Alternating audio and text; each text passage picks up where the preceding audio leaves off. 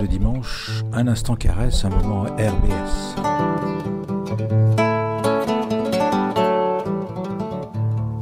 Alors bonjour, vous êtes bien sur RBS 91.9. Pour aujourd'hui, c'est les rendez-vous du monde de la caresse qui s'adresse à notre public, à nos auditeurs et nos auditrices. Et là, le micro est ouvert pour les membres du CVIC, le Conseil de la vie interculturelle et citoyenne. Et nous allons commencer comme d'habitude dans les émissions des rendez-vous du monde de la caresse par faire un petit tour du monde, des infos dans le monde, et puis après nous allons parler de notre sujet central de citoyens de Strasbourg et du Bas-Rhin qui s'occupent d'éventrer les plus affamés. On va parler des Restos du Cœur dans le département. Voilà. Donc, alors, il ne vous a pas échappé qu'il y a eu des élections en Argentine, que la personne qui a été élue, c'est Javier Milei, et que c'est un personnage qui inquiète beaucoup parce que c'est un grand fan de Bolsonaro et de Donald Trump. C'est un fervent climato-sceptique. C'est quelqu'un qui apparemment veut remplacer la monnaie de son pays par le dollar. Dans sa campagne, il a parlé de tronçonner l'État, c'est-à-dire qu'il y a des grandes parties de son gouvernement qui veut faire sauter. La santé, les secteurs de la santé, de l'éducation, de l'aide sociale, des choses comme ça. Et comme il a dit, il veut vraiment tronçonner l'économie. C'est un ultralibéraliste et il a été élu parce que l'Argentine est sous pression du FMI depuis à peu près les années 80. C'est un pays qui a à peu près 40 milliards, plus de 40 milliards de dettes à rembourser au FMI, un FMI qui impose bien sûr ses politiques économiques et du coup la pauvreté, l'imposition de l'étranger fait que le peuple n'a plus forcément confiance en tous les dirigeants qu'il y a eu avant. Et la question s'est posée de peut-être changer le fusil d'épaule. Maintenant, on verra ce que ça va donner. Il a le pouvoir pour 4 ans et on verra d'ici un mois déjà les premières décisions qu'il va prendre. Voilà, alors tout le monde a appris, parce que c'est en tête des informations, que à Gaza a démarré le cessez-le-feu, qu'il y a des échanges d'otages qui se font, qu'il y a des tensions qui commencent à démarrer au nord avec le Hezbollah. Mais par contre, ce qu'on n'entend plus trop dire à la télé, dans la plupart des médias, c'est qu'il ne faut pas oublier qu'il y a toujours encore la guerre en Ukraine. Que y a des soldats, des soldats, des civils qui meurent, qui sont bombardés et qui vivent sous la pression de Poutine. Que en Syrie, il y a encore des enfants qui meurent sous les bombes de son armée. Par exemple, il y a 9 civils qui sont morts, dont 6 enfants, un moment, parce qu'ils ramassaient des olives, un moment où l'armée syrienne a balancé des bombes sur la zone. Alors, il faut aussi préciser, on va aussi parler de Pékin, parce que apparemment il y a des déclarations qui sont tombées. C'est à Pékin, on a tous le rhume.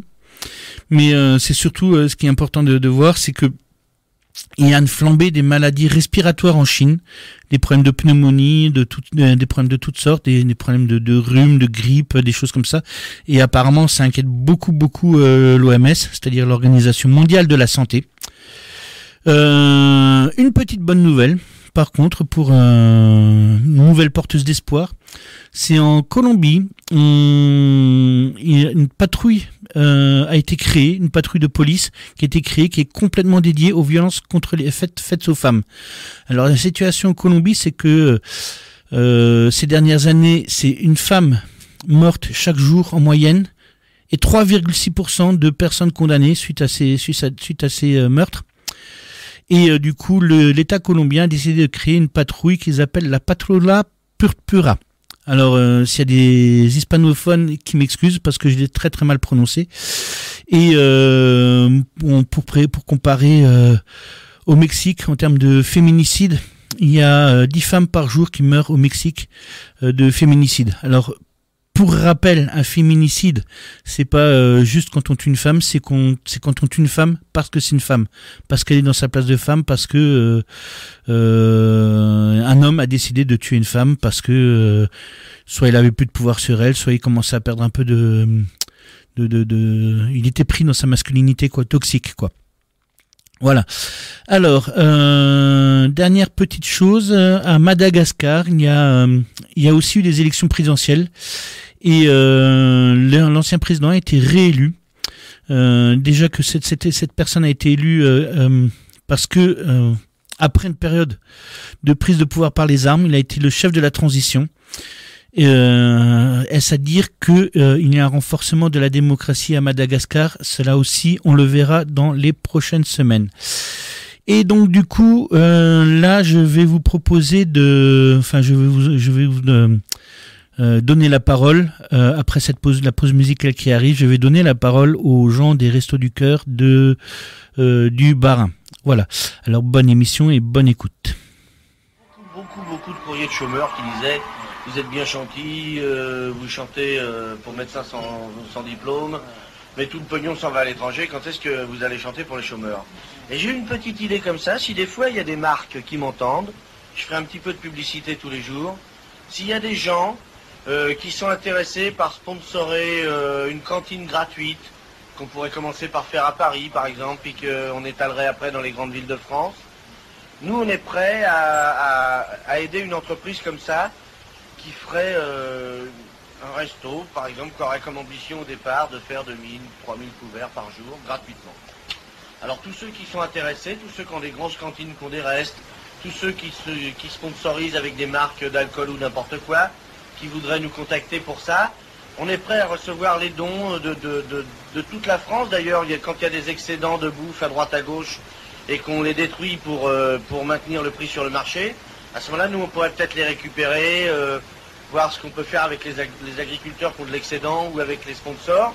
Et puis, on essaiera un jour de faire une grande cantine, peut-être cet hiver, gratos. Voilà.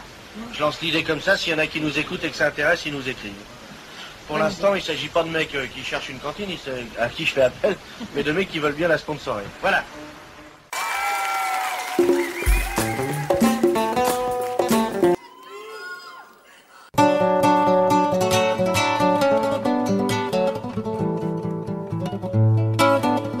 13h15 le dimanche, un instant caresse, un moment RBS.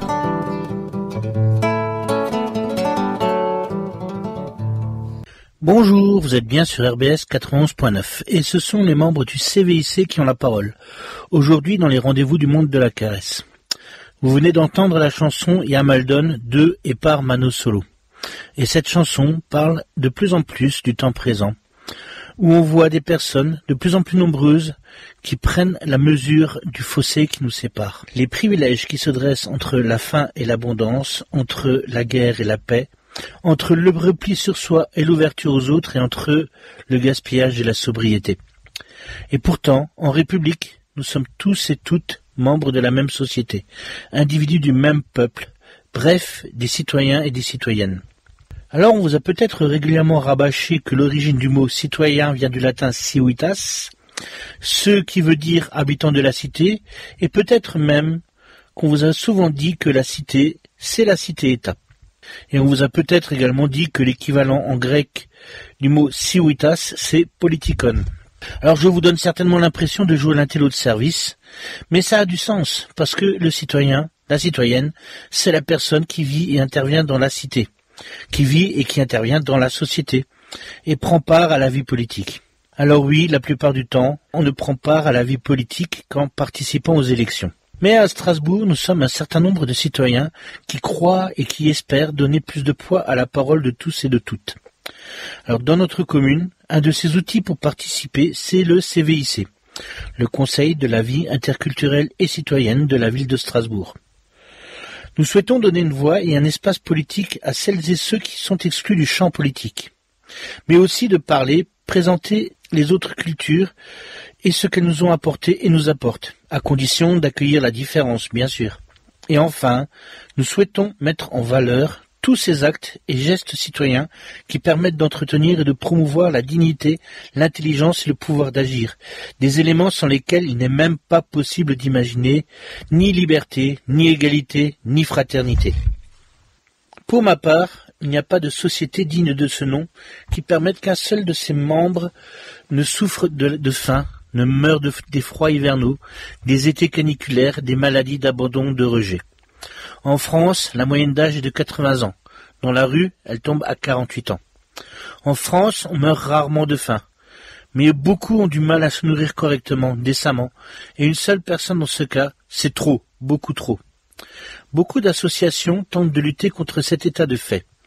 Et nous allons parler d'une des plus connues, une association dont on entend à nouveau parler à cause des difficultés qu'elle rencontre. Et entre nous, toutes les associations qui accompagnent les plus démunis et les plus précaires sont elles-mêmes très précaires.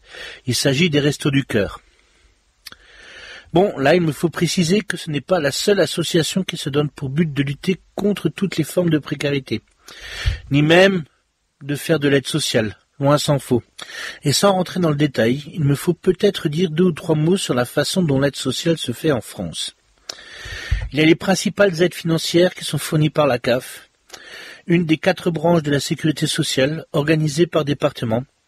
Puis, il y a les organismes d'aide et de protection à l'enfance, majoritairement gérés par des associations qui ont délégation de services départementaux pour accueillir des enfants et ou organiser le suivi des familles par des professionnels formés et employés pour assurer ces missions. Ces associations sont financées à hauteur du nombre de jeunes accueillis.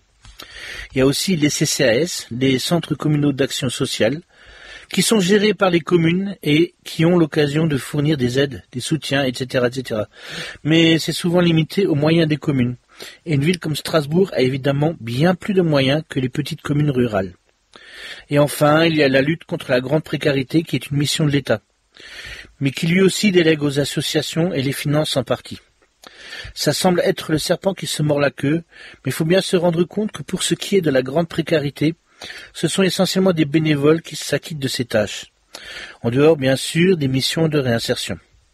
Tout naturellement, les pouvoirs publics apprécient ces économies d'échelle qui se comptent en millions d'euros sur tout le territoire, sans compter que les associations vont pouvoir se démener sur le terrain pour collecter les dons des particuliers. Si vous vous demandez si ça sent le désengagement de l'État envers les citoyens les plus fragiles, je pourrais vous dire que nos interrogations convergent, même si rien ne nous permet de l'affirmer. Nous n'avons pas le pouvoir de prononcer des accusations, mais nous avons le devoir de poser des questions. Alors oui, comme dit Mano Solo, il y a Maldon. C'est aussi ce qu'aurait pu dire Coluche lorsqu'en septembre 1985, il lance son appel radio et qu'il constate que les industriels, les grossistes et les gros producteurs détruisent des aliments pour éviter qu'ils soient dépréciés. Outré par le fait que la nourriture est jetée d'un côté et que de l'autre des gens crèvent la dalle, il déclare que ce n'est pas normal que dans le pays de la bouffe, des personnes crèvent la dalle. Il lance l'appel radio que nous avons entendu juste avant sur Europe 1, un appel qui a touché sa cible puisque les dons et les aides affluent, ainsi que l'investissement de bénévoles pour distribuer des repas pendant toute la saison hivernale de 1985 à 1986. Et il faut signaler que parmi ces bénévoles, qui donnent sans compter, il y a aussi de nombreuses personnes qui sont au seuil de cette précarité. Bref, un élan de solidarité qui dure depuis près de 40 ans maintenant. D'ailleurs, on entame cet hiver la 39e campagne des Restos du Cœur, et la situation actuelle de l'association nous pousse à nous demander s'il y en aura une 40e. Un comble, parce que Coluche à l'époque avait mis les politiques et les pouvoirs publics au défi. Le défi de trouver des solutions plus pérennes pour nourrir tout le monde. Force est de constater que les actes de celui qui joue au clown ont été plus féconds que le jeu stérile des acteurs politiques. Mais foin de mes avis. Donnons la parole à quelqu'un dont les actes sont aussi civils que civiques, Monsieur Gruber, le président des Restos du Cœur, que nous avons rencontré à la Fringale, qui pour info est au numéro 1 de la rue du Rempart.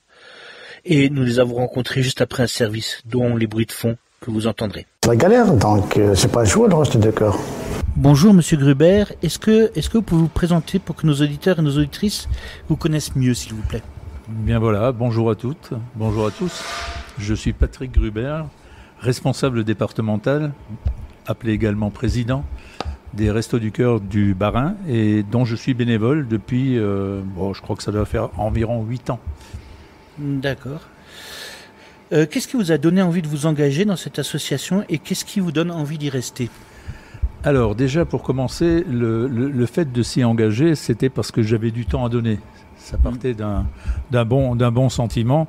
Dès mon départ à la retraite, de par ma carrière, j'ai toujours été en contact sur le plan commercial avec des personnes. Donc je me voyais mal rester dans ma petite maison à tondre la pelouse à longueur, peut-être pas forcément à longueur de journée, mais disons à ne rien faire.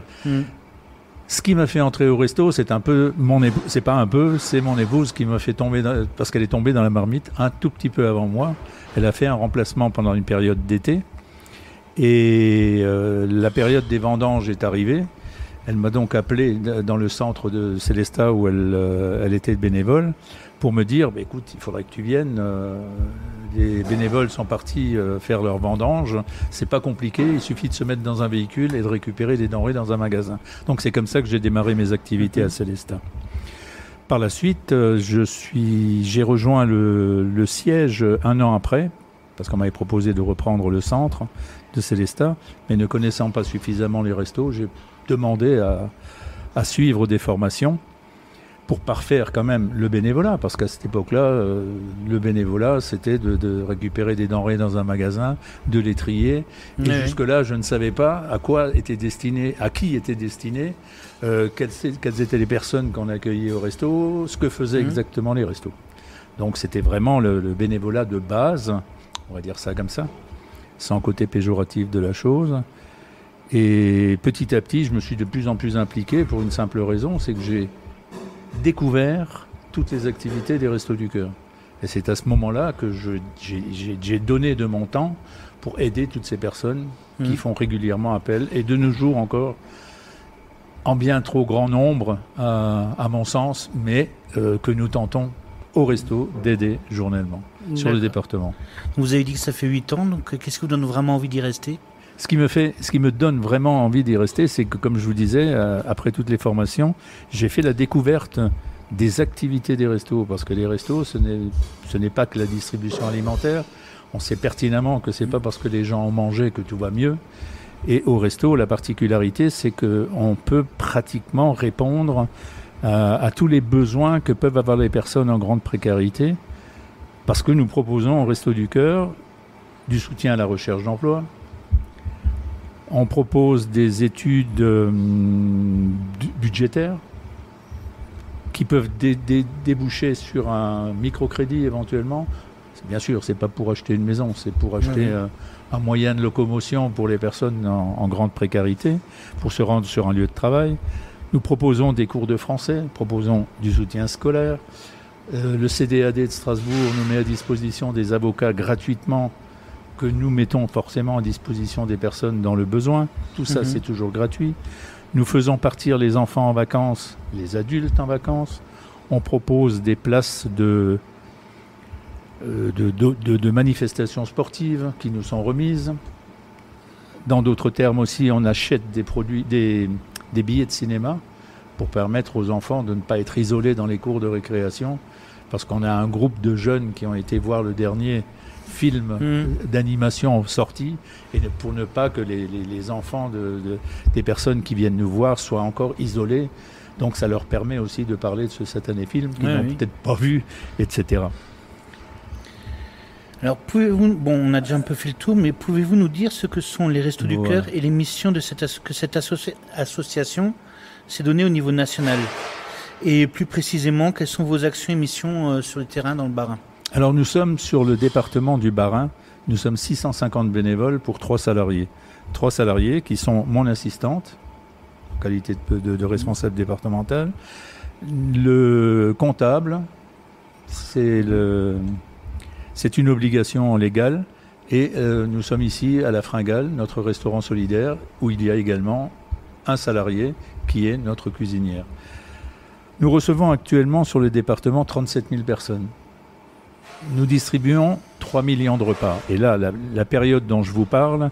3 millions de repas sur quelle période? Justement, c'est ce que j'allais vous expliquer. C'est la période fiscale de mai 2022 à avril 2023. Ces chiffres dont je viens de vous parler, 37 000, plus 3 millions de repas. Et ces 37 000 personnes que nous recevons sont en augmentation de 37%. 30% d'augmentation par rapport aux 3 millions de repas dont je vous parlais. Oui, ça fait un bon millier, un peu plus d'un millier de personnes en plus. Beaucoup plus, oui, pratiquement. Oui, bien sûr. Et surtout, ce qui est problématique, c'est que depuis le mois de mars de 2023, nous avons une augmentation constante de 25%.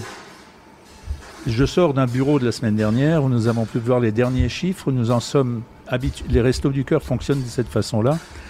36 semaines en été, 16 semaines en hiver pour couvrir les 52 semaines de l'année.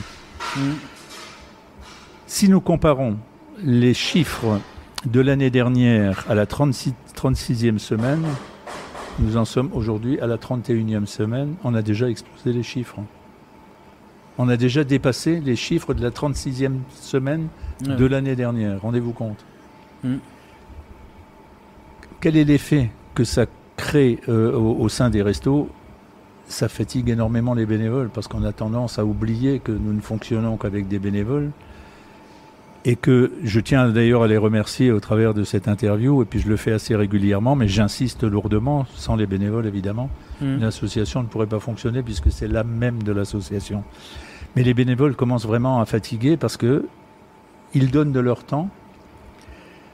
Les centres qui jusqu'à présent, les 16 centres d'activité du département ne fonctionnent pas tous de la même façon, ils fonctionnent en fonction du nombre de personnes que nous y recevons.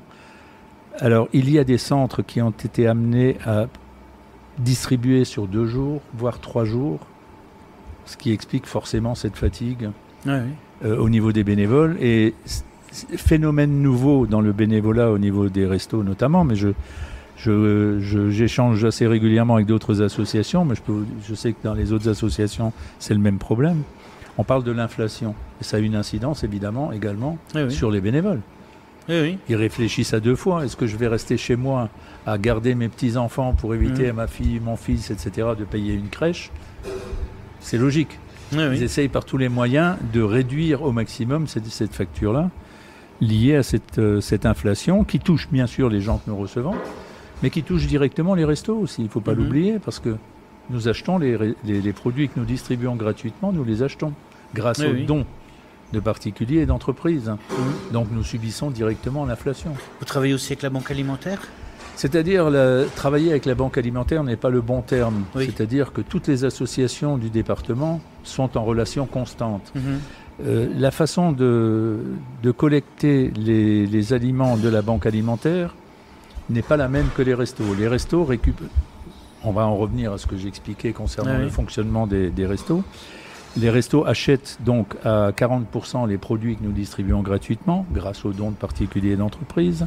30% nous sont fournis par le Fonds européen, au même titre que les autres associations. Et les 30 derniers pourcents, ce sont les dons et les ramasses des invendus dans les magasins. Alors à la différence de la banque alimentaire par exemple, la banque alimentaire récolte ces denrées, les vend aux épiceries sociales qui elles-mêmes les revendent aux personnes qui viennent les voir. À la différence des restos, les restos les produits que nous recevons vont directement dans nos centres, sans être manipulés par l'entrepôt que nous avons à la Méno. Et c'est dans les centres que sont distribués ces produits directement aux personnes. Il n'y a aucun intermédiaire. Ce sont des dons que nous recevons, ce sont des dons que nous remettons aux personnes qui viennent nous voir. Alors les centres d'activité, c'est là où justement nous avons une disparité d'un centre à l'autre. Nous avons un centre qui est ouvert du lundi au samedi inclus, qui est le centre de la Méno. C'est facilement explicable. Nous avions par le passé des centres dans différents quartiers. Nous les avons réunis pour faire des économies de loyer.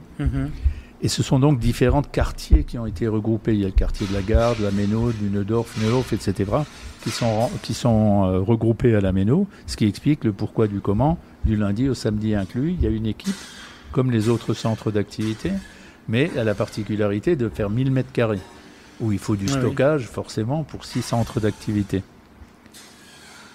À l'opposé, nous avons un centre à Cronenbourg, qui reçoit à l'heure actuelle entre 480 et 500 familles, qui fait 60 mètres carrés. Vous pouvez vous douter que dans 60 mètres carrés, le lien social n'est pas le même que dans 1000 mètres carrés. La confidentialité, parce que les personnes qui viennent nous voir et qui veulent être inscrites de façon pérenne, nous font ressortir leurs ressources et leurs dépenses. Nous avons un barème en place pour éviter de tomber dans l'excès d'aider les gens qui n'en ont peut-être pas besoin. Donc nous avons un barème en place et pour ça nous avons besoin de confidentialité. Il est évident que dans 60 mètres carrés, il n'existe aucune confidentialité, surtout qu'ils reçoivent un nombre impressionnant de familles, et ce qui nécessite donc un endroit de stockage. Et comme dit, dans ces quelques mètres carrés, on ne fait pas ce qu'on fait dans 1000 mètres carrés. Donc la disparité existe à ce niveau-là. Tous les centres n'ont malheureusement pas ouvert tous les jours, mais on essaye de couvrir au maximum. D'accord. Donc vous êtes engagé à lutter contre une série de problèmes plus complexes qui n'en ont l'air. Êtes-vous les seuls pour lutter contre la misère et la pauvreté, et qui chemine avec vous sur cette voie ? Il y a plusieurs associations sur le département qui ont les mêmes missions, le Secours populaire, la Croix-Rouge, pour ne citer qu'eux.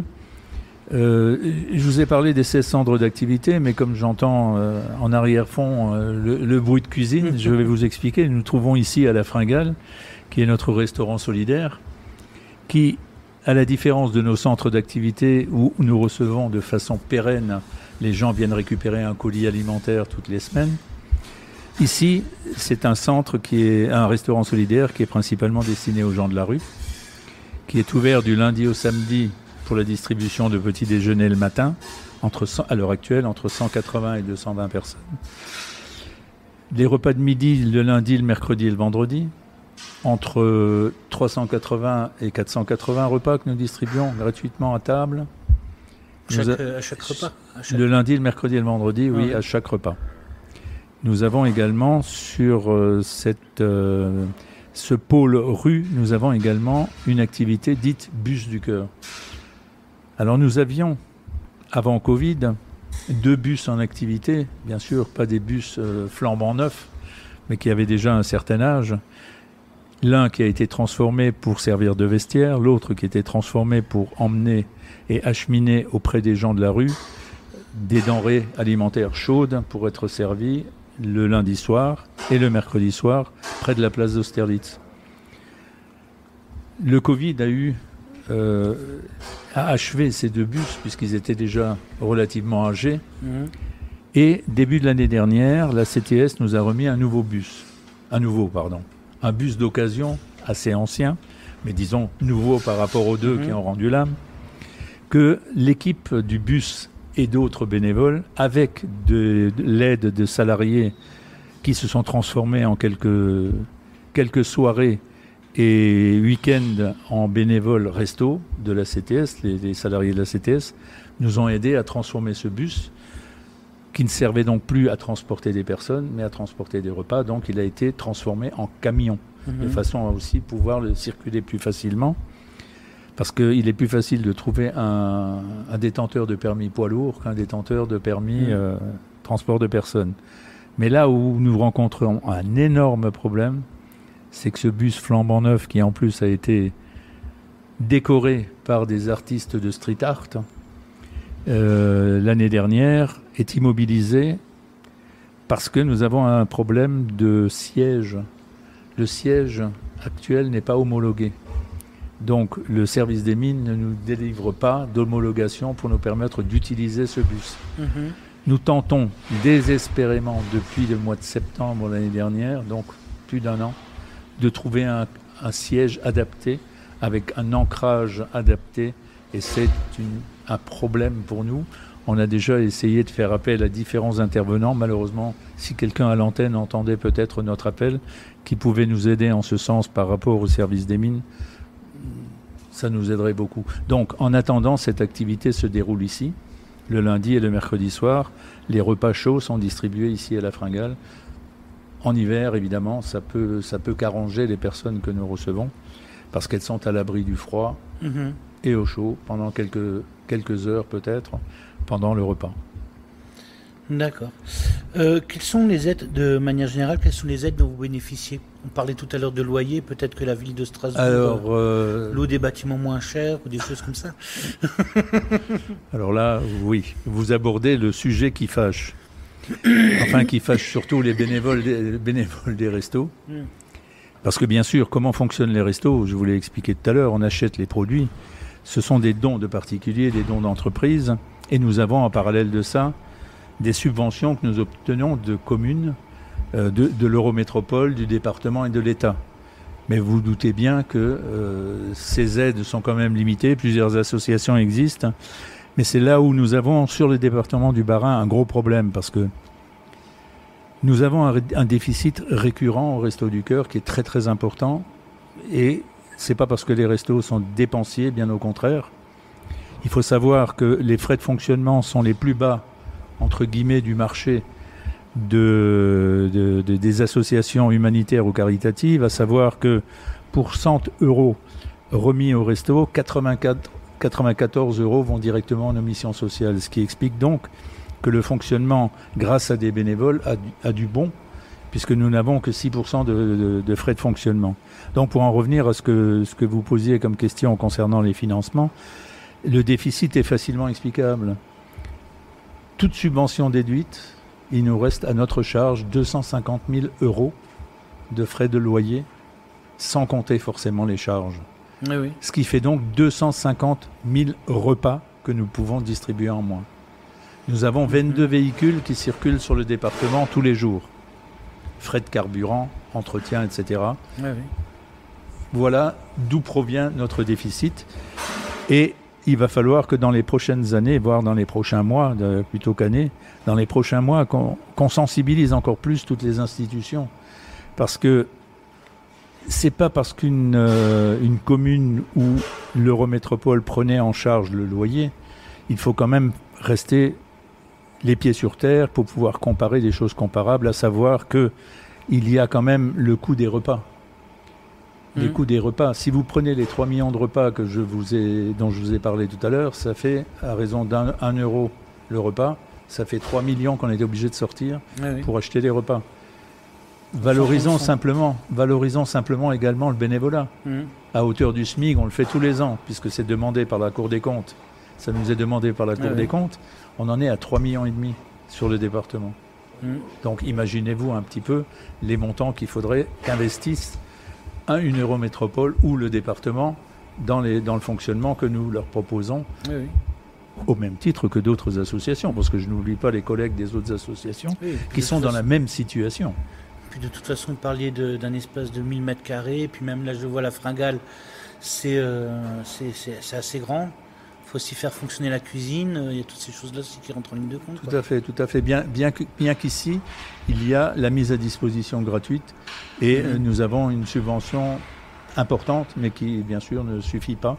Mais comme je vous ai expliqué tout à l'heure, 250 000 € de loyer de charges à sortir, ça fait 250 000 repas en moins à distribuer.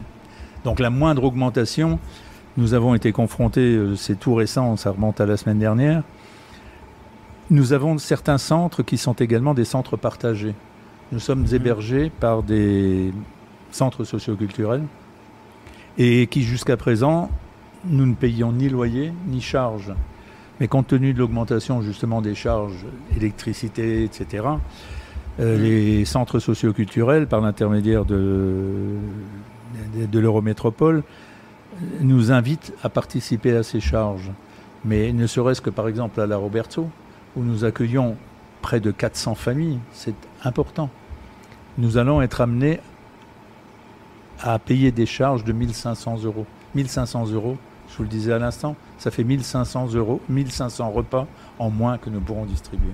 Ah ouais. On va avoir de plus en plus de problèmes dans les années à venir à boucler tout ça, et d'ailleurs vous l'avez entendu sur les ondes, depuis début septembre, le président national a quand même lancé un appel, parce que nous n'avons jamais été confrontés à une telle situation. Quand je suis arrivé il y a 8 ans au Resto du Cœur, la situation n'était pas la même. Alors que là, la fréquentation augmente, il y a de plus en plus de personnes qui viennent demander l'aide alimentaire principalement, parce que toutes les autres aides, même les personnes que nous ne pouvons pas aider sur le plan alimentaire, peuvent prétendre à toutes nos activités annexes dont je vous parlais tout à l'heure, et tout ça bien sûr gratuitement. Vous avez parlé effectivement des difficultés des Restos du Cœur au niveau national, de celles qui existent aussi dans le Bas-Rhin, et donc si on pouvait revenir sur quelles sont un peu ces difficultés et quels sont vos besoins à vous. Les besoins principalement sont des aides, si c'était possible, des aides de denrées alimentaires en quantité suffisante pour éviter au resto justement d'acheter une grande partie des produits. Alors sur le département, nous étions à une certaine époque les bons élèves par rapport à nos collègues d'autres départements, parce que nous pouvions nous substituer à toutes ces dépenses grâce à des ramasses et des dons dans les magasins. Mais ce qu'on n'a pas abordé non plus, mais je pense que vous l'avez remarqué, lorsque vous allez dans un magasin à l'heure actuelle, vous trouvez des gondoles entières de produits proches en date qui sont vendus à moins 30, moins 50, etc.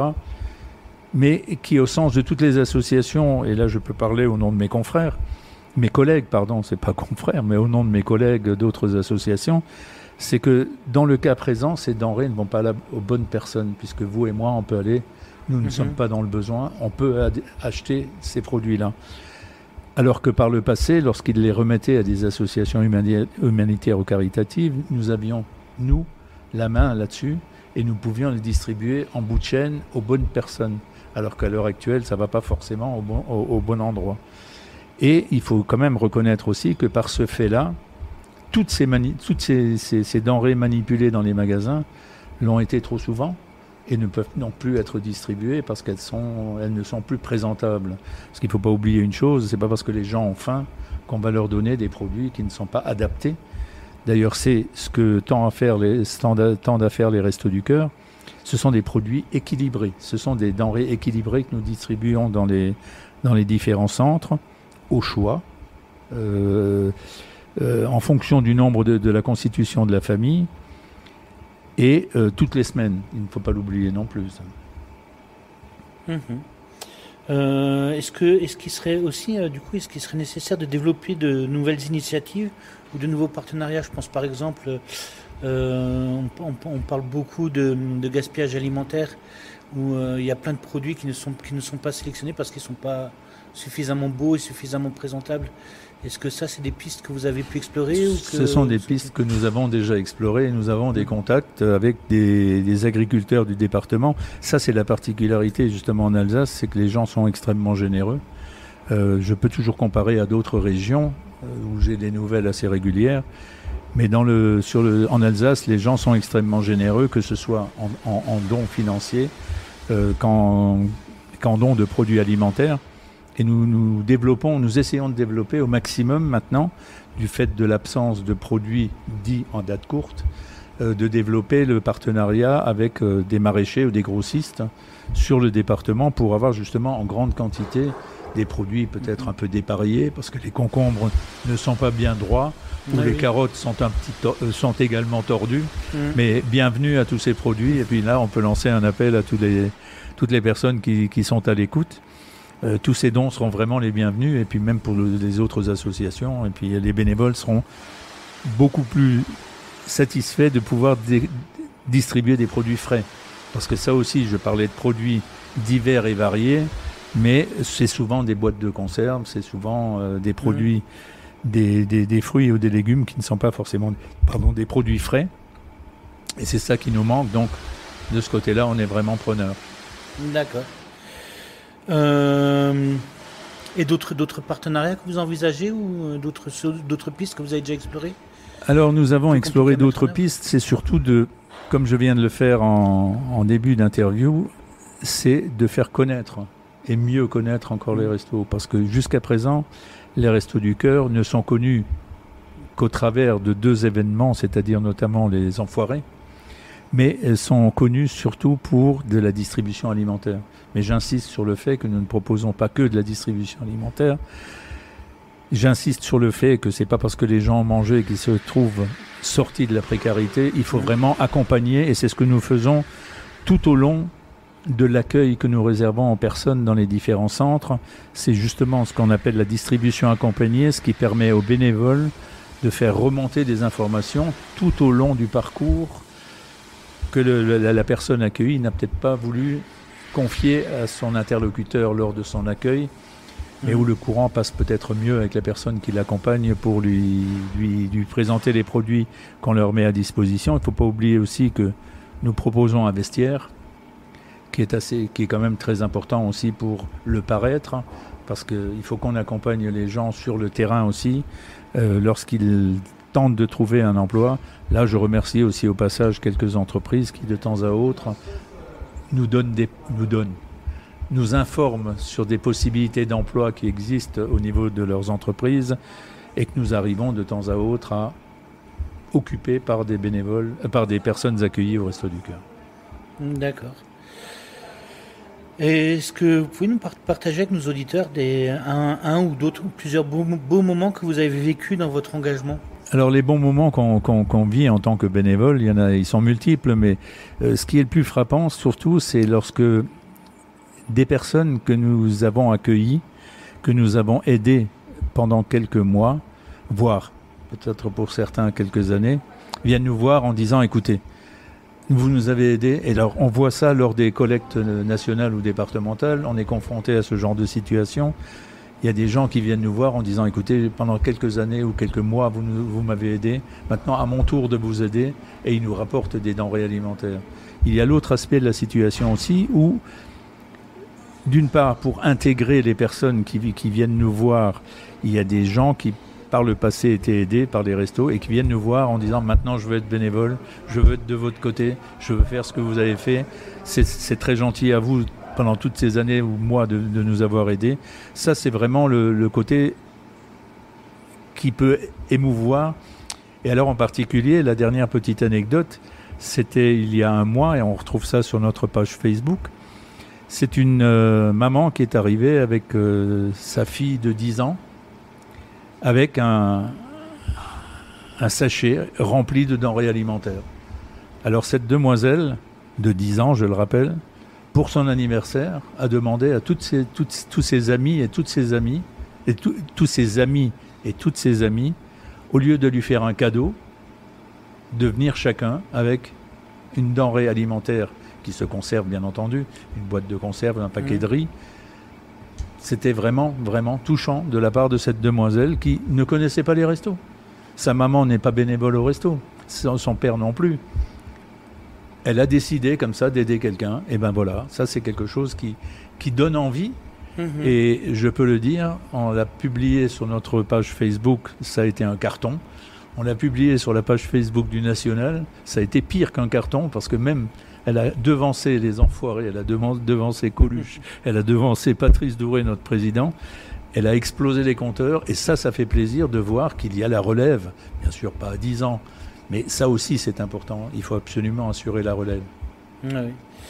Bah, du coup, maintenant que vous avez le micro, est-ce que vous avez un message que vous voudriez envoyer à nos auditeurs et nos auditrices? Alors le message que je voudrais leur envoyer, c'est que vous pouvez bien vous en douter, j'ai parlé de 650 bénévoles sur le département, il arrive quand même des défections, des gens qui sont fatigués, qui s'en vont parce qu'ils sont fatigués.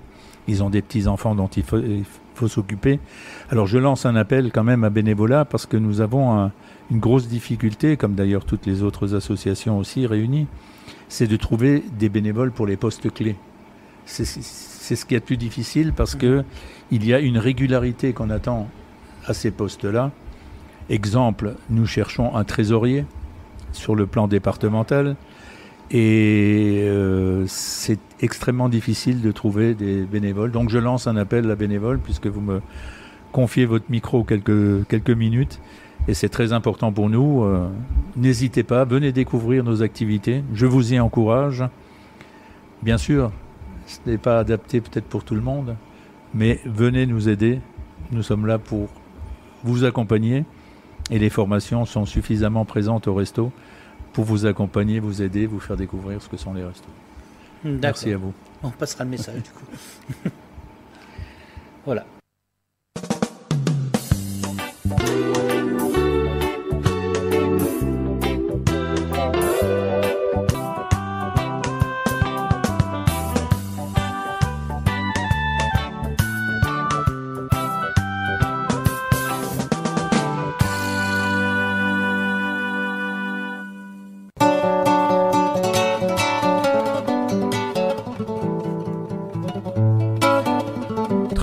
Le dimanche, un instant caresse, un moment RBS.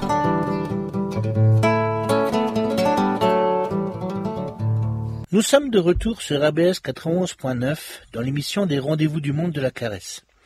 Et après cette pause musicale de l'ensemble réunionnais de reggae qui s'appelle Ensemble Zo, qui a chanté Mendiant malgré lui, car en effet, contrairement à bien des idées reçues, on ne se résout pas à la mendicité par choix, mais par nécessité.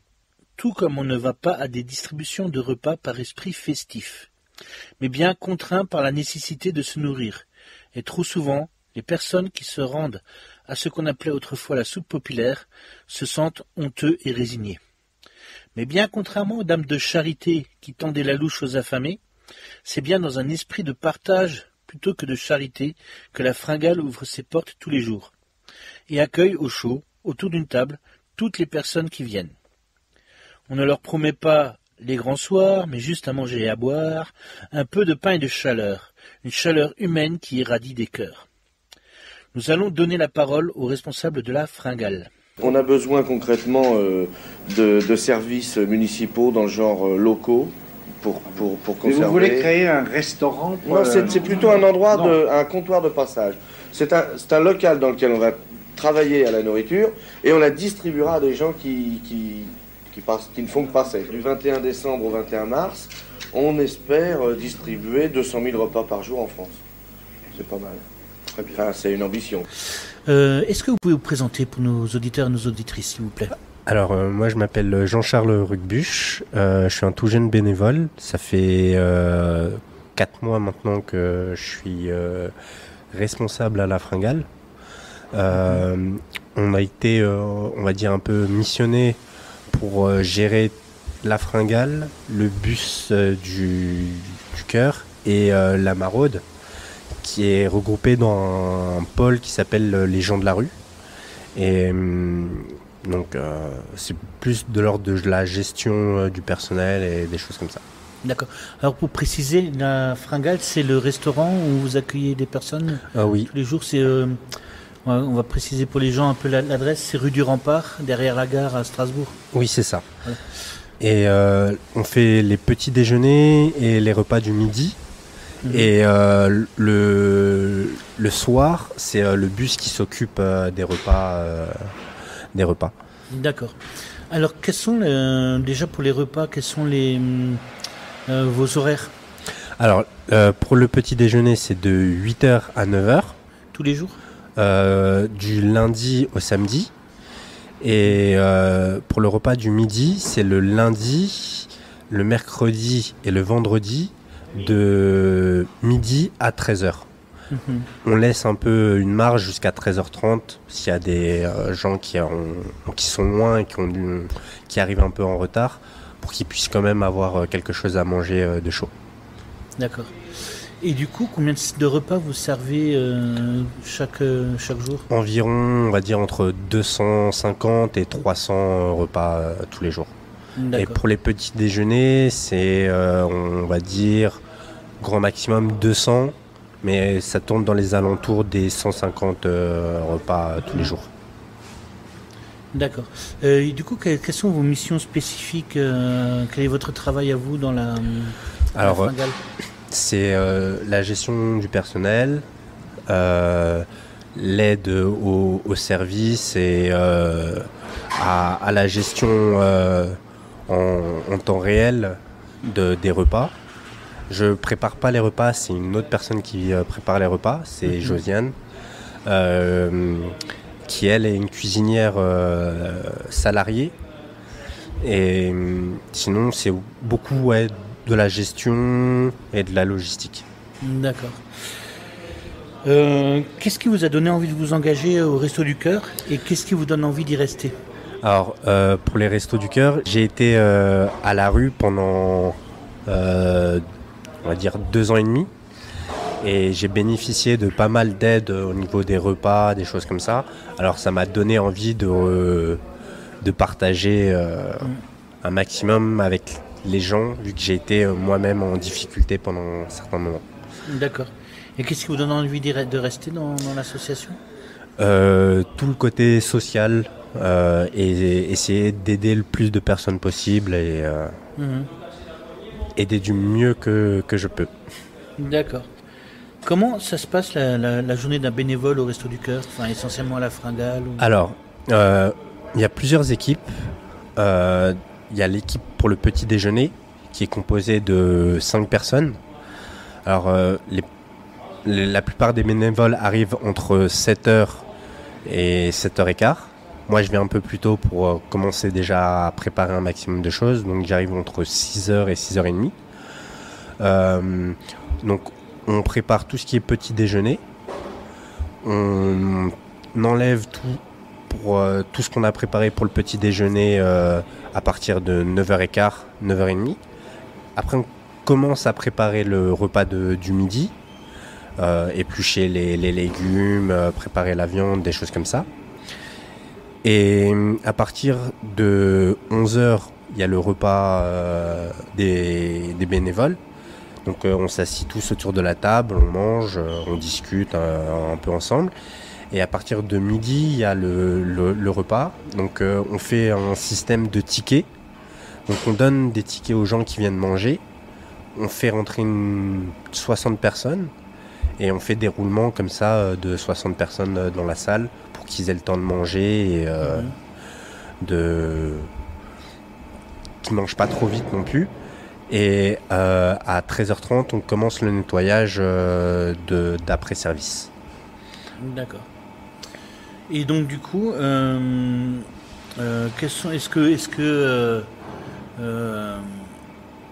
est-ce qu'il y a des choses, des difficultés, des situations que vous rencontrez régulièrement dans votre travail? On a pas mal de personnes qui sont des fois soit alcoolisées ou qui parlent pas très bien français. Donc c'est le côté un peu social, relationnel avec les personnes accueillies qui est assez important et qui peut des fois poser problème.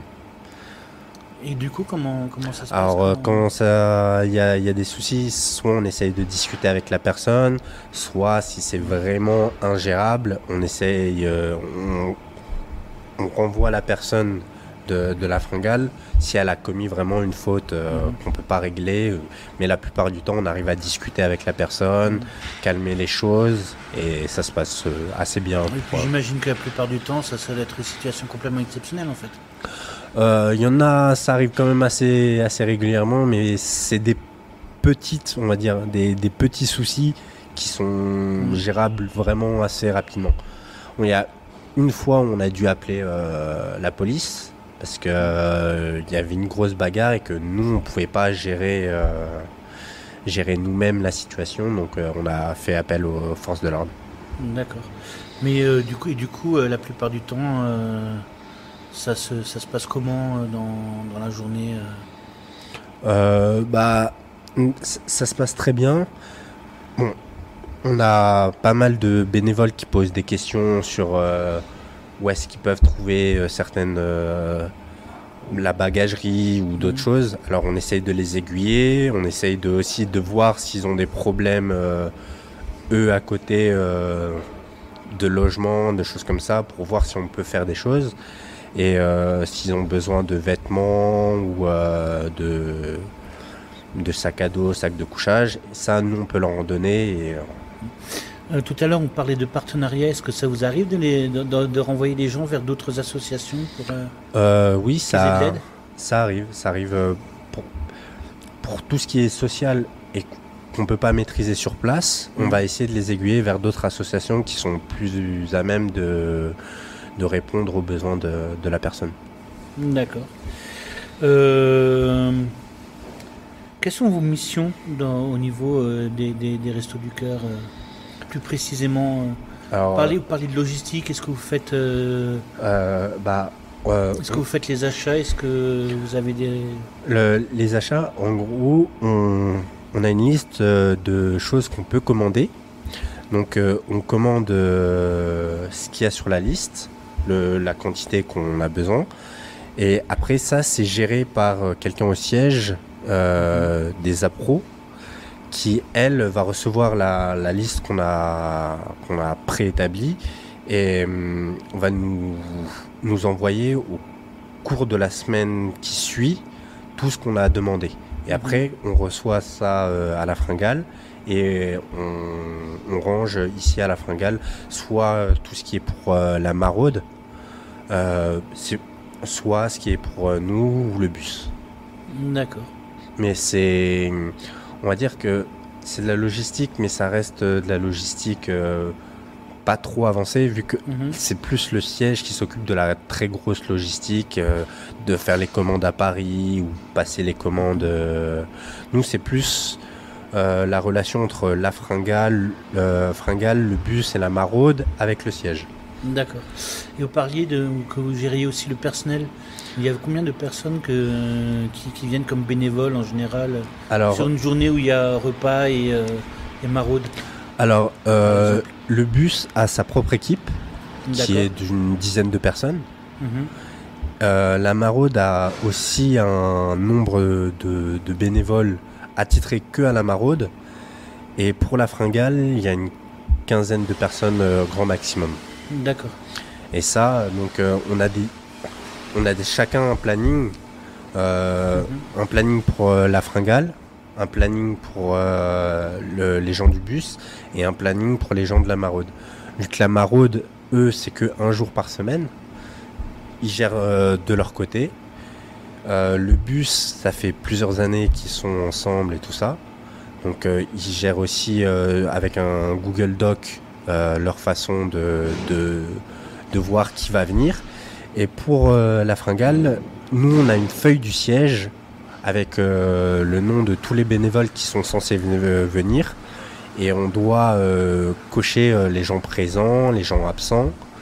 Et ça on renvoie après au siège. Et c'est quelqu'un du siège qui s'occupe de regarder. Et s'il nous manque des bénévoles, on peut faire des demandes au siège pour qu'ils fassent une campagne de recrutement. D'accord. Donc vous, au quotidien, vous avez une dizaine de personnes à gérer Pour le moment, on a aujourd'hui, par exemple aujourd'hui, on était une dizaine, mais il y a d'autres jours où on est un peu plus nombreux. Alors, il y a pour le service, des fois ça pose un peu problème parce qu'il y a des gens, il faut leur trouver quelque chose à faire ou des choses comme ça. Mais normalement, une dizaine de personnes, ça suffit largement pour tout faire, quoi. Et pour faire 300 repas, quand même, c'est du travail. Ouais, des fois, c'est un peu sport. Alors, comment est-ce que vous vous sentez dans l'association ? Pour le moment, je me sens très bien, vu que je viens de commencer, donc je suis assez motivé et tout ça. Puis, on a la possibilité de faire des formations en interne. Là, début du mois, je suis allé à Paris. Donc, j'ai appris pas mal de choses. J'ai pu voir comment d'autres d'autres restos du cœur fonctionnent dans d'autres villes. Donc c'est assez motivant et ça fait plaisir. À quel type de formation vous avez accès?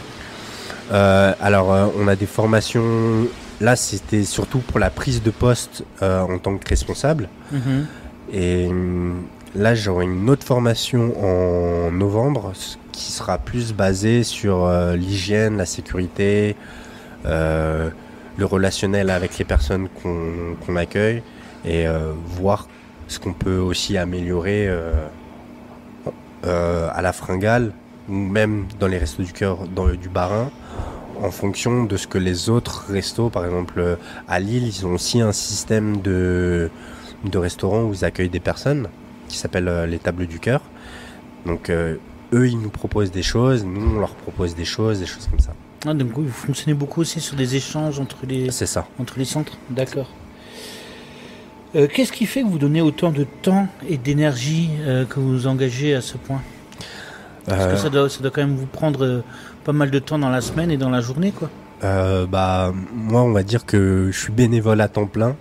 Je viens quasiment tous les jours, sauf si on est trop, sauf pour les petits déjeuners ou si on est trop nombreux, ça sert pas à grand chose. Mais tous les jours où il y a un repas du midi, je suis présent et après, moi ça me plaît. J'aimerais travailler dans le social. J'ai eu un souci de santé assez important. Donc pour le moment je peux pas travailler, je suis handicapé quoi. Et quand j'aurai la possibilité de retravailler comme il faut sans aller à l'hôpital tout le temps, j'aimerais travailler dans le social, donc ça me fait déjà un bon bagage, on va dire. D'accord. Comment est-ce que vous pouvez faire, comment donner envie à d'autres personnes pour qu'elles se donnent aussi pour qu'elles s'engagent aussi dans cette association en tant que bénévole? Je saurais pas trop comment expliquer, c'est plus on va dire le feeling de la personne si elle a envie d'être au contact des gens, souvent des gens les plus démunis, d'essayer de les aider au maximum. Donc je pense c'est en fonction de chaque personne. Je pourrais pas dire comment trop recruter les gens. Oui, mais l'idée c'est pas recruter, mais c'est vraiment qu'est-ce que ça vous a apporté à vous en plus du bénévolat, en plus de tout ça. Qu'est-ce que vous pourriez dire aux gens pour qu'ils aient vraiment envie de dire tiens, j'ai envie de tenter l'expérience? C'est très satisfaisant, on va dire. C'est vraiment le fait de pouvoir voir le sourire des gens, tous les remerciements qu'on a des gens qui viennent manger ou autre, et pouvoir aussi voir qu'on a une action concrète sur des fois le malheur de certaines personnes, ça fait toujours chaud au cœur, quoi. D'accord. Est-ce que vous pouvez nous raconter, partager avec nos auditeurs et nos auditrices des moments sympas ou de beaux moments que vous avez vécus au Resto du Cœur? Alors, pour le moment,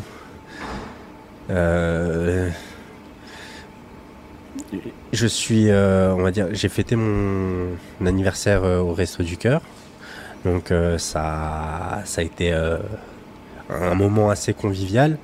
Et puis les bons moments, en fait, c'est le fait que à chaque fois je peux rigoler avec les personnes qui viennent manger, les choses comme ça.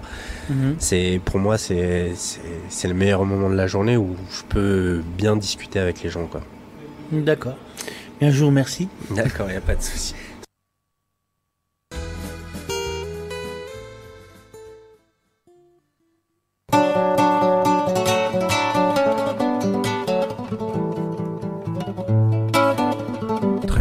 Le dimanche, un instant caresse, un moment RBS.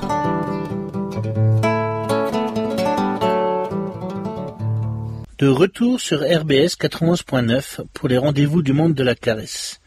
Nous vous avons donné à entendre la chanson de Messager, le Biffin de Paname. Si vous vous demandez ce qu'est un biffin, C'est un vieux mot d'argot pour désigner les chiffonniers, les ferrailleurs, les récupérateurs en tout genre qui, du rebut, trouvent et redonnent vie à divers objets pour en tirer une maigre subsistance. Un métier vieux comme les premières civilisations et par principe un cercle vertueux de l'économie. Et Paname alors?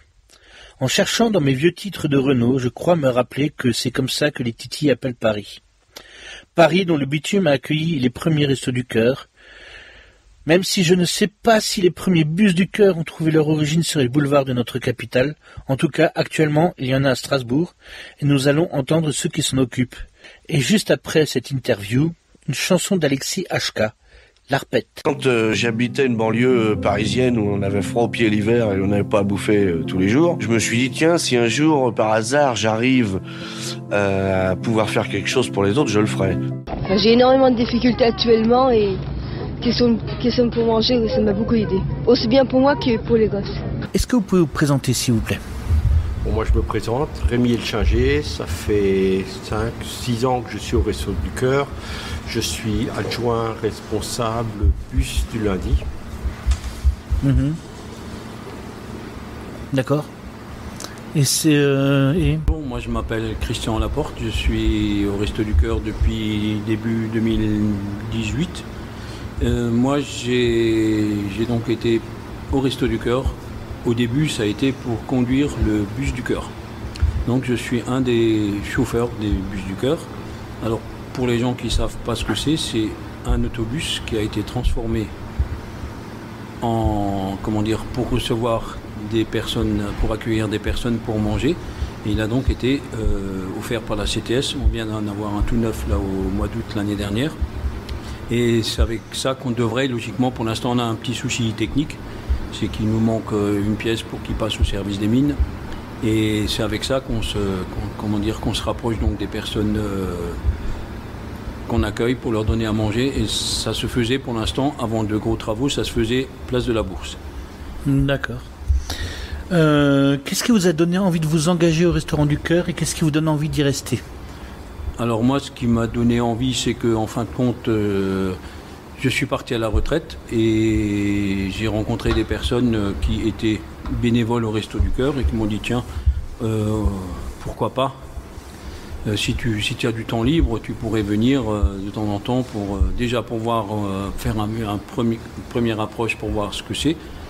Et en fin de compte, je suis venu, comme dirait l'autre, j'ai vu, mais j'ai pas vaincu. Je suis venu, j'ai vu, ça m'a plu, donc j'ai été faire une formation avec un ancien chauffeur du bus pour voir exactement comment que ça se passait. Et donc, c'est de là que je suis venu au Resto du Cœur. Après, il y a eu le Covid, donc on n'a plus de bus, on n'a plus le droit de sortir. Avec le bus, on a donc accueilli des gens ici. D'abord, on leur a distribué des sachets. Donc, il fallait aussi des bénévoles pour faire cette mise en sachet des aliments qu'on leur donnait, quoi, à savoir, donc ils avaient un petit repas, une collation, quoi, avec de l'eau, avec un dessert, avec un fruit. Il y avait toujours quelque chose, et en fin de compte, c'est là qu'on rencontre les gens et qu'on se rapproche un petit peu des autres bénévoles, et c'est ça qui me plaît, c'est un peu les liens qui se créaient entre les gens, quoi. Et ça me donne envie chaque fois de revenir une fois par semaine, quoi. Voilà, je reviens au moins une fois par semaine pour aider. D'accord. Voilà. Moi, ce qui m'a donné envie, c'est une amie qui m'a attiré un peu là-dedans. Je suis rentré là-dedans à peu près il y a 6 ans, hein, peut-être même un peu plus. J'ai trouvé une équipe sympa. J'ai trouvé les bénéficiaires, certaines personnes qui étaient sympas. Et voilà, je suis resté, j'ai fait les formations pour devenir adjoint responsable et je m'occupe du bus du cœur du lundi depuis cette période-là. D'accord. Puis après, comme Christian a bien dit, on avait la période Covid et puis après on s'est retourné comme le bus. On a un nouveau bus où il manque quelques pièces qui ne fonctionnent pas encore. On s'occupe de la fringale, c'est-à-dire on fait la distribution ici à la fringale. D'accord. Dans les discussions, on parlait du bus et on parlait des maraudes. C'est quoi la spécificité du bus et c'est quoi une maraude exactement? La spécificité du bus, comme a dit Christian, on s'arrête place de l'Étoile et on distribue de la nourriture là-bas. Enfin, il y a toute une préparation avant qui est préparée ici, la cuisine, la mise en place, pour préparer les bus. Et la distribution se fait sur un endroit bien précis, qui est la place de l'Étoile. La maraude, c'est un camion frigorifique qui circule, qui donne une soupe, qui donne pas grand-chose à manger. C'est pas le but de la maraude. Le but de la maraude, c'est de donner des vêtements, des sacs de couchage, des produits d'hygiène aux personnes qui dorment dans la rue. On va sur leur territoire. La maraude va sur leur territoire, tandis que le bus, ils viennent ici pour manger. D'accord. Oui, donc du coup, la maraude, c'est vraiment aller à la rencontre des gens et essayer de repérer ceux qui sont... rencontre des gens, oui. C'est la différence du bus par rapport à la maraude, c'est qu'eux, ils vont vers les gens. Sachant qu'il faut toujours prendre aussi, c'est aussi quelque chose qui s'apprend, parce qu'on ne peut pas venir et secouer la tente d'une personne qui dort pour lui donner à manger. Il faut savoir, cette approche, c'est difficile parfois. Parce que les personnes seules qui sont sous des tentes ou qui sont dans des recoins où c'est pas trop accessible, ils ont souvent un chien. Donc il y a toute j'allais dire une école, il faut apprendre. La maraude, c'est quelque chose qu'il faut quand même faire plusieurs fois avec des gens qui savent faire et c'est effectivement le but, c'est ça, c'est de s'approcher de la personne. Et nous, au niveau du bus, chez nous, c'est les gens qui viennent chez nous et qui sont accueillis. C'est pour ça que nous, on appelle ça des personnes accueillies, parce que on les accueille, mais la maraude, c'est plutôt elle qui va vers eux et qui leur demande, qui leur pose des questions, à savoir... ils ont besoin de ci, ils ont besoin les trucs de beauté, savon, dentifrice, brosse à dents, sac de couchage, t-shirt, pour des trucs pour l'hiver, maintenant des vêtements chauds, tout ça, voilà. Donc ça, c'est moi je dirais la différence entre la maraude et les bus du cœur, c'est ça. D'accord. On peut peut-être voilà. Du coup, spécifiquement, quel est votre travail à vous dans l'association on parlait de préparation, mais il y a encore des trucs en plus que vous faites dans l'association? Il y a, déjà, quand on a le bus, il y a la préparation, il faut tout mettre dans le bus, il faut mettre tout ce qui est nourriture chaude, tout ce qui est yaourt, fromage, fruits, tout mettre dans le bus avant la distribution, et puis faire la soupe, mettre la soupe, café, thé, pour que tout soit distribué sur l'endroit du bus, qui est place de l'Étoile. Et actuellement, c'est plus facile pour nous et c'est plus facile pour les personnes accueillies. On fait ici à la Fringale sous forme de petits buffets. Voilà. On a moins de choses à préparer, on a moins de... Et puis c'est plus agréable pour les personnes accueillies, elles sont au chaud. C'est plus convivial, elles s'assiedent à une table et puis elles sont en plusieurs, ils peuvent discuter, voilà. C'est plus convivial que le bus. Mais du coup, le fait de ne plus pouvoir aller à la place de l'Étoile, ça apporte pas aussi d'autres difficultés pour vous, pour les bénéficiaires? Pour nous, il n'y a pas trop de difficultés supplémentaires, mais pour les bénéficiaires, il y en a certains qui ne veulent pas venir ici. Et vous ont expliqué pourquoi? Pourquoi? Ils ne veulent pas se déplacer, ils ne veulent pas trop être vus par certaines personnes, comme ici au Resto du Cœur. Mais parce qu'ici, la rue du Rempart est quand même plus difficilement accessible aussi que la place de la Bourse. Pas plus difficilement accessible. Il y a le tram qui est pas loin. Ils peuvent y aller en tram. Ils préfèrent manger à l'extérieur.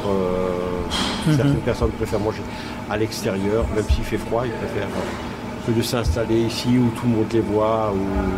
D'accord. Ou quand ils attendent dehors, il y a quand même l'enseigne Resto du Cœur. Certaines personnes ne veulent pas voir qu'elles mangent au Resto du Cœur. D'accord. Comment se passe la journée, une journée de bénévole au Resto du Cœur, ou même une activité En fin de compte, du bénévolat, on peut en faire sur plusieurs domaines. Moi, par exemple, je sais qu'on fait aussi les vêtements. Donc avant, on avait donc un bus restauration et un bus vêtements. Donc une fois par mois, on essaye, nous, déjà entre les bénévoles, on collecte des habits. Si par exemple on a des gens, moi je dis à mes amis, si vous avez des vêtements, des chaussures, vous me les gardez. Nous, on en a besoin pour le distribuer aux personnes accueillies. Donc on a ça, et ça c'est une opération qu'on fait une fois par mois. Et c'est pareil, avant on était dans un bus, il y avait des placards dans le bus, enfin c'était organisé comme petite friperie, quoi. Un petit magasin, il y avait des habits enfants, des habits femmes, des habits hommes, il y avait il y avait un peu de tout, des chaussures, il y avait des sacs à main, et tout ça, on a dû aussi avec le Covid, ça s'est arrêté. Et quand on a repris, en fin de compte, on fait ça maintenant dans un local à la Méno. On a c'est vrai que c'est beaucoup mieux au niveau espace, puisqu'on a une pièce comme ici, où on peut mettre des tables, on met des portants, on met des habits, mais on fait ça aussi une fois par mois. Parce que dans le bénévolat, moi après je sais que je suis encore ici à la Fringale, on fait tous les jours, on va par exemple chez Métro récupérer des invendus, et ça c'est quelque chose que moi par exemple je fais aussi le samedi matin en plus, quoi. Donc il y a plein de choses dans une journée d'un bénévole. Il peut faire le matin, il peut faire la ramasse chez Métro, il peut venir aider à faire à manger à midi ici à la Fringale, parce qu'il y a aussi les gens qu'on a le soir, le lundi et le mercredi, ils sont là aussi. Il y en a aussi le lundi et le mercredi à midi. Donc il y en a qui mangent à midi et ils reviennent le soir pour manger. Et ils étaient peut-être déjà là au petit déjeuner, parce que moi je pense que le président vous a dit, on fait quand même tous les jours petit déjeuner, du lundi au samedi. Le lundi, mercredi, vendredi, on fait repas de midi. Et le lundi, mercredi, on fait les bus le soir. Donc il y a quand même, il y a assez. Et puis ensuite, il y a encore la Méno, où il y a besoin de monde parce qu'eux, ils font des distributions de l'épicerie solidaire. Donc il y a du bénévolat. Un bénévole, il peut se remplir une journée à faire du bénévolat. Même s'il ne fait qu'une journée par semaine, il y a de quoi la meubler, quoi. Il y aura toujours quelque chose à faire.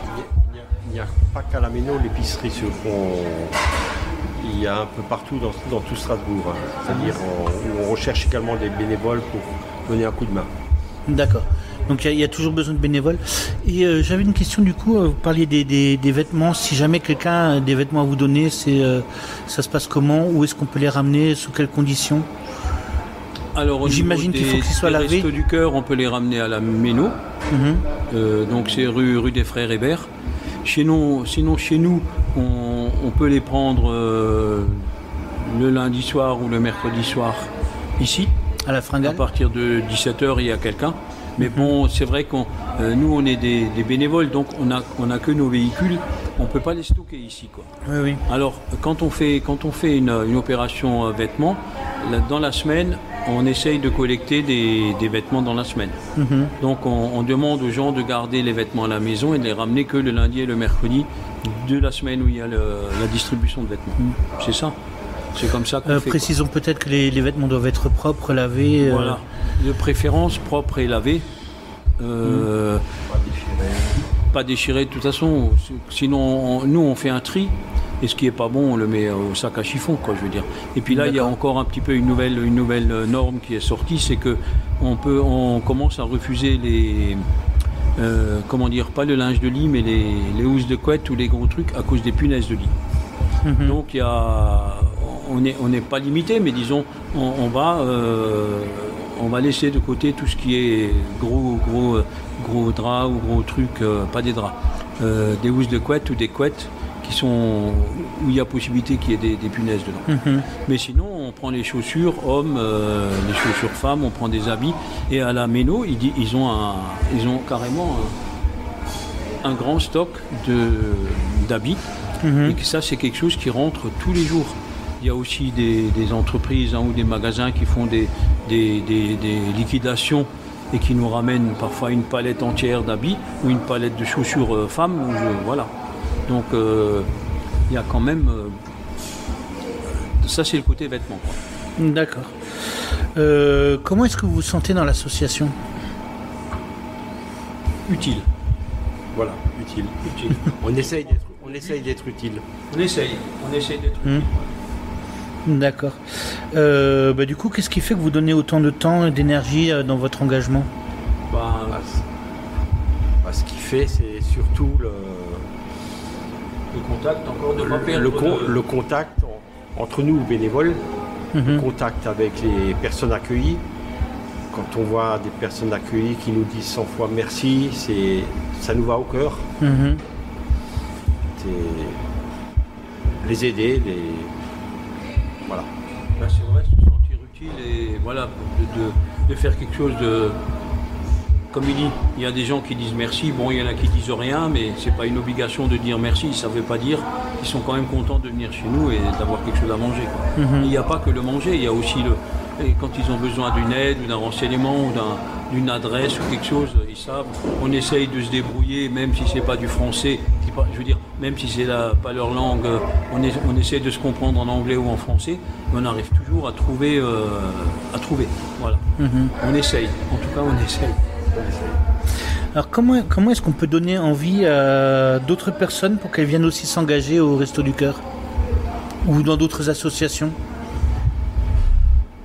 Leur donner envie, c'est déjà de venir essayer, d'essayer une fonction, d'essayer quand elle a du temps libre, d'essayer ce qu'elle aimerait bien faire. Si c'est dans les vêtements, si c'est dans un centre de distribution, si c'est dans les points chauds, nourriture comme la fringale ou le bus, chaque personne est différente. Il y a des personnes qui seront libres la journée, il y en a d'autres qui seront libres en soirée. Tout ça, c'est à essayer, à voir avec la personne. C'est vrai qu'il y a beaucoup de choses dans une association.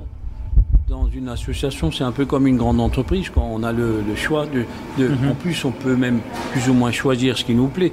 Quand vous allez au boulot, on vous dit tu fais ci, tu fais ça. Là, on ne te dira pas tu fais. Si tu n'as pas envie, tu n'y vas pas. Maintenant, on peut se cibler sur quelque chose qu'on a envie de faire, comme il dit. Ou alors, il y a des gens qui veulent faire la maraude. Il y en a d'autres qui voudront faire les petits déjeuners, qui pourront venir parce que ça les arrange de venir avant le travail. Ou il y en a qui viennent le soir parce qu'ils travaillent jusqu'à 17h. Et puis, ils donnent de leur temps pour venir après. Après, il y a les retraités comme nous. Nous, on a plus l'occasion de pouvoir se donner des heures peut-être plus facilement que quelqu'un qui travaille. Pour nous, moi je dis que c'est plus facile pour moi parce que dans ma vie, je me donne le temps de faire du bénévolat. Voilà, il faut se donner le temps, autant pour faire, je sais pas, des travaux à la maison, de faire du vélo, d'aller marcher, d'aller faire des choses. Le bénévolat, il est dans il est prévu dans mon emploi du temps. Voilà. D'accord. Ce qu'on peut dire du coup, c'est que de dire aux gens de venir et puis qu'on leur trouvera là, qu'ils trouveront une place, quoi. Et puis il faut savoir qu'il n'y a pas que la distribution, pas que la nourriture. Il y a d'autres postes qui est l'informatique, qui est l'aide aux devoirs pour les enfants, qui est l'aide au logement pour trouver il y a tout plein d'équipes au Resto du Cœur. Il n'y a pas que la distribution et la nourriture. C'est ce que je disais, c'est un grand éventail comme dans une grande entreprise où on peut faire pas mal de choses. D'accord. Est-ce que vous avez... je retrouve la question. Est-ce que vous pouvez partager avec nos auditeurs des beaux moments que vous avez vécus dans votre engagement au Resto du Cœur? Le bon moment, c'est quand on touche la feuille de paye à la fin du mois. La feuille de paye du bénévole. Il n'y a pas longtemps, là, on a eu une famille là, qui était embêtée parce qu'on leur avait donné une tente pour s'abriter. Et puis en fin de compte, il manquait des pièces. Il manquait des pièces, donc on a essayé de voir d'où venait la tente, ce que c'était comme marque et tout. On a vu que c'était du Décathlon. Donc en fin de compte, on les a envoyés chez Décathlon. On leur a dit voilà, vous emmenez la tente, vous leur montrez, vous leur expliquez ce qui manque. Et si jamais, vous essayez de trouver. Et puis en fin de compte, ils ont trouvé. Ils leur ont donné ce qui manquait et ils sont venus, ils étaient contents. Moi, ça m'a fait plaisir parce qu'on a logé une famille, malgré, c'est qu'une tente, mais ils ont quand même été tous ensemble à 4 personnes ou 5 personnes ensemble. On n'a pas été obligé de les séparer, voilà. Et rien que ou même, comme il dit, rien que de voir les gens qui viennent et qui vous connaissent et qui vous disent bonjour et qui vous disent merci. Il n'y a pas que le repas, il y a aussi les petites relations qui se créent comme ça, des petits trucs, voilà. Et ça fait du bien. Moi, je trouve que ça fait du bien. Ce qui fait plaisir également, c'est quand on fait des fêtes de Noël avec des personnes accueillies, c'est de voir les gamins quand ils reçoivent leurs cadeaux avec le sourire. Il leur faut 3 fois rien et puis ils ont le sourire et puis voilà. Mais du coup, comme on s'approche quand même de Noël, si pour les cadeaux, c'est aussi ça fonctionne aussi sur des dons? Les cadeaux, ce sont des dons également, oui. C'est tout des dons, ouais. Donc du coup, on peut faire aussi un appel aux auditeurs, aux auditrices, ils ont envie de donner des vieux jouets ou des trucs comme ça. Les vieux jouets sont les bienvenus. D'accord. Ok. Du coup, est-ce que vous avez encore quelque chose à ajouter dans la... Non, par contre, on voit effectivement que des personnes accueillies, on en a de plus en plus, et que c'était pas vraiment le but au départ de l'association de Coluche d'avoir donc 30 ans, 35 ans après autant de gens. Mais 40. Le président m'avait dit que c'était la 39e. 39e, ouais. Bon, j'ai dit 35 parce que... Mais c'est vrai qu'on a quand même beaucoup de gens et on le voit de plus en plus maintenant avec tous les problèmes qui se rajoutent avec l'augmentation du gaz, parce qu'on a quand même des gens qui viennent manger, qui ont... Nous, on n'a aucune vue... Comment dire ? Les gens qui viennent, n'importe qui peut venir manger chez nous. Et on s'en occupe, on leur donne à manger comme qu'il est 2000 € par mois ou qu'il est rien du tout. Mais on voit quand même qu'il y a de plus en plus de gens qui ont des difficultés, comme on dit, à joindre les deux bouts, parce qu'il y a tout qui augmente, les loyers, les retraites n'augmentent pas. Et voilà. Donc, ce qu'il y a, c'est que c'est bien qu'on soit dans que les associations existent, mais ça devrait... Il ne devrait pas y avoir autant de gens dans le besoin de nos jours qu'il y en a. C'est mon avis. Voilà. Et comme dirait Coluche, on compte sur vous. Eh bien, je vous remercie. Voilà.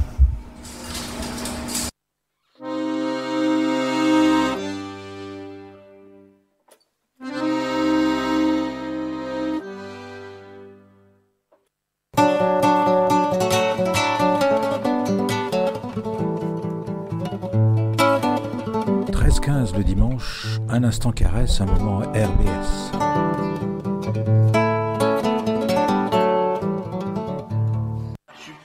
De retour au studio RBS sur RBS 91.9 pour les rendez-vous du monde de la caresse, comme vous venez de l'entendre. La parole est au CVIC et je vais vous donner un petit aperçu de l'agenda culturel sur Strasbourg et les environs. Alors vous avez pu le remarquer, à Strasbourg en ce moment c'est le début du marché de Noël. Donc du coup, c'est l'occasion de faire un tour, y compris les dimanches après-midi pour vos achats de Noël. À partir du 2 décembre, la semaine prochaine, il va y avoir une série d'événements qui vont se mettre en place pour les 30 ans du Molodoy, du centre autonome pour la jeunesse du Molodoy. Ça fait 30 ans qu'ils sont à Strasbourg, qu'ils nous proposent des spectacles, qu'ils nous proposent des actions culturelles. C'est l'occasion d'aller les voir pour aller les soutenir. Alors, le 1er décembre, au marché off, il y a l'ensemble d'Aozi qui nous offrira un concert. Alors, l'ensemble d'Aozi, c'est une contrebasse, une harpe celtique, 2 musiciennes et 2 poétesses. Tout ça, 2 personnes qui vous présentent pour le plaisir de l'esprit et des oreilles. Le 30 novembre, il y a un événement à la Maison des Projets de 18h30 à 20h30. Ensuite, à l'église Saint-Mathieu, au 97 boulevard d'Anvers, au profit des enfants sinistrés pour le Maroc, un concert organisé par l'association caritative anglicane de Strasbourg. Le 15 décembre, 19h30, à Brumat, l'école primaire Davidias et le collège Victor Hugo vous présentent les 1001 nuits à l'église protestante de Brumat. Et à partir de 18h, à Brumat, le même endroit, le marché Noël vous propose tartiflettes, crêpes, vin chaud, etc., etc. Le 9 décembre, de 14h à 20h, à l'espace Notos, qui est 6 places Saint-Pierre-le-Vieux, c'est-à-dire juste à côté de l'arrêt de tram Aldwin-Méric. Un événement qui est Noël pour tous, et au programme danse, chant choral, musique. Vous pouvez venir participer de 14h à 20h le 9 décembre à l'espace Notos. Et enfin à Haute-Pierre, un atelier philosophique autour de la question de qu'est-ce que la violence. Et je vais donner la parole à monsieur Jimera qui anime cet atelier. Bonjour auditrices et auditeurs de RBS. Je me présente, je suis monsieur Jimera Lassana. J'habite Strasbourg depuis plus d'une trentaine d'années. J'habite au quartier de Haute-Pierre. Donc dans ce quartier, j'ai tenu à faire en sorte que les habitants puissent se rencontrer et autour d'une rencontre pour discuter, échanger, et créer des liens entre eux. C'est pourquoi j'ai mis en place l'atelier philo. Cet atelier philo, il est, comment dire, c'est un atelier philo qui est... C'est quoi déjà un atelier philosophique? Bon, l'atelier philo, c'est les habitants se réunissent, proposent un sujet à débattre, à discuter. Et le but, c'est de trouver un fil conducteur qui nous amène à un consensus sur un thème donné. Donc, c'est ça l'atelier philo. C'est différent du café philosophique où les sujets sont là, où chacun disserte selon ce qu'il pense être. Donc, l'idée, c'est pas de refaire un banquet à la façon de Platon où tous les invités vont donner leur point de vue sur un sujet, quoi. Non, on part d'une principale idée. Oui. Le but, c'est de faire en sorte qu'il y ait un consensus. D'accord. Donc, un fil conducteur de l'idée, quoi, jusqu'à la conclusion. Des fois aussi, bon, on termine en queue de poisson, c'est-à-dire qu'on ne trouve pas toujours une synthèse, quoi. Ça peut arriver aussi, quoi. Mais le but de l'atelier philo, différent du café philosophique, c'est qu'on arrive à un consensus sur un fil conducteur. D'accord. En fonction du sujet. Et donc, du coup, comment le temps est animé, comment la parole est distribuée? Est-ce que chacun peut dire son mot? Est-ce qu'il faut déjà une formation de philosophe pour pouvoir venir? Non, il n'y a pas besoin d'une formation de philosophe pour pouvoir venir. Le but, c'est que les habitants puissent se rencontrer, discuter, échanger. Voilà. Et donc, du coup, le sujet de ce prochain atelier philosophique, c'est? Qu'est-ce que la violence? Et ça, on propose un texte de John Dewey, un philosophe américain, qui a fait des articles politiques, et ce sujet porte sur la violence. D'accord. Et du coup, on peut peut-être parler un peu de John Dewey, ce qu'il a apporté sur la question de la violence Non, je préfère attendre que le jeudi 30 novembre, qu'on fasse l'atelier philo, et quand on aura fait l'atelier philo, il y aura une synthèse, et je ne voudrais pas aborder ici le texte, je n'ai pas le texte sous les yeux pour l'aborder et l'expliquer et le commenter. Et vous pouvez déjà nous donner une idée un peu de ce que vous avez déjà eu comme synthèse, comme conclusion à certains débats? D'accord. Bon, c'est quoi le dernier débat, par exemple? Le dernier débat, si je ne me trompe pas, c'est faut-il être riche pour réussir sa vie? Sur ce débat-là, sur cette discussion, sur cet atelier philo, on n'est pas arrivé à s'entendre sur un seul aspect de la qui veut dire qu'est-ce que ça veut dire réussir sa vie. Donc on a surtout dit que la santé, on a parlé de la santé, quand même que la santé c'est l'une des premières richesses de la vie, quoi. Voilà. Oui. Après, le problème, c'est qu'on sait si on a réussi sa vie que le dernier jour. C'est-à-dire quand on n'a plus du tout la santé. C'est clair, ça. C'est au dernier jour qu'on peut imaginer si on a réussi sa vie ou pas, quoi. Oui, tout à fait. C'est toujours problématique. Voilà. Donc, du coup, pour nos auditeurs et nos auditrices, notre émission elle va bientôt toucher à sa fin. On va lancer le générique de fin de la caresse et puis on vous souhaite rendez-vous, on donne rendez-vous la semaine prochaine pour notre émission de la caresse et au 17 décembre pour une nouvelle émission du CVIC dans les rendez-vous du monde de la caresse. Eh bien, bonne fin de week-end et puis bonne semaine à tout le monde.